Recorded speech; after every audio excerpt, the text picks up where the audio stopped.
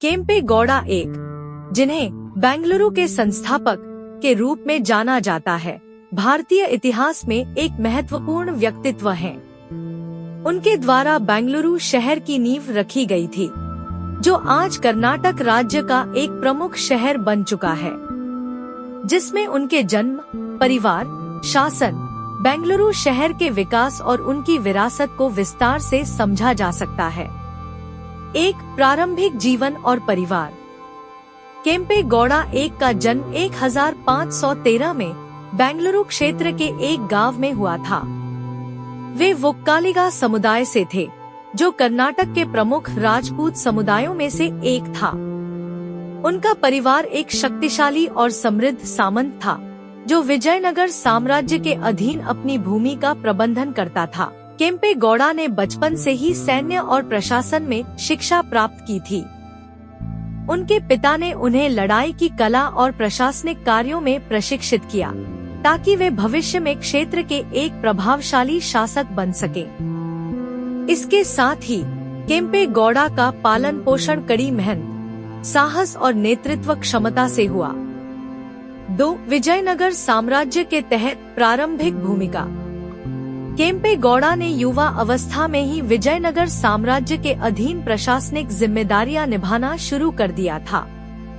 उन्होंने साम्राज्य की सैन्य सेवा में हिस्सा लिया और जल्द ही अपनी बहादुरी और रणनीतिक कौशल के कारण एक प्रमुख नेता के रूप में उभरे। केम्पे गौड़ा को विजयनगर साम्राज्य के शासक के आदेश पर कई युद्धों में भाग लेने का अवसर मिला। इन युद्धों में उन्होंने न केवल सैन्य कौशल का प्रदर्शन किया, बल्कि अपने क्षेत्र की सुरक्षा के लिए महत्वपूर्ण कदम भी उठाए। 3. बेंगलुरु की नींव और विकास।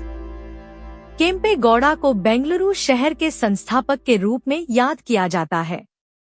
1537 में उन्होंने बेंगलुरु किले का निर्माण किया, जो बाद में बेंगलुरु के केंद्र में विकसित हुआ। यह किला उनके प्रशासनिक और सैन्य कौशल का प्रतीक था।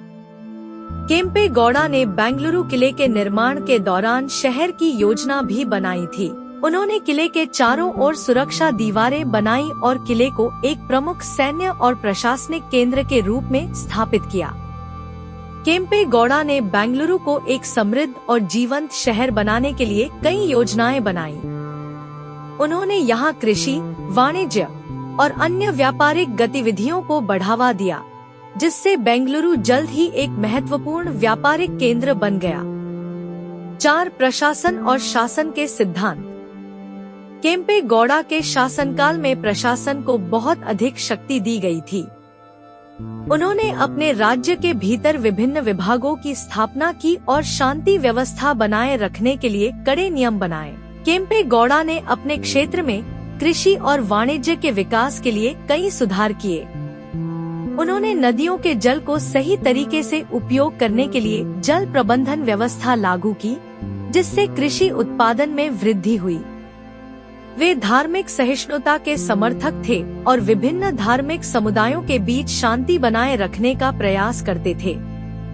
उन्होंने कई मंदिरों और मस्जिदों का निर्माण किया और धार्मिक संस्थाओं को बढ़ावा दिया। 5. केम्पे गौड़ा की सैन्य रणनीतियाँ और युद्ध कला। केम्पे गौड़ा की सैन्य रणनीतियाँ बेहद प्रभावी थी।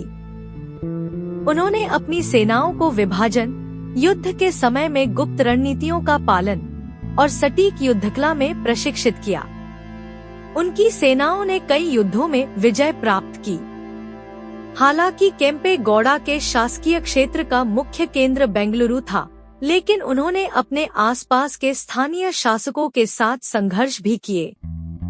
वे विजयनगर साम्राज्य के प्रति अपनी निष्ठा को बनाए रखते हुए अपने क्षेत्र की रक्षा करते रहे। 6. केम्पे गौड़ा की विरासत। केम्पे गौड़ा ने बेंगलुरु को केवल एक सैन्य किले के रूप में स्थापित नहीं किया, बल्कि उन्होंने इसे एक समृद्ध व्यापारिक और सांस्कृतिक केंद्र के रूप में भी विकसित किया। उनका योगदान बेंगलुरु के आधुनिक रूप के निर्माण में अहम था।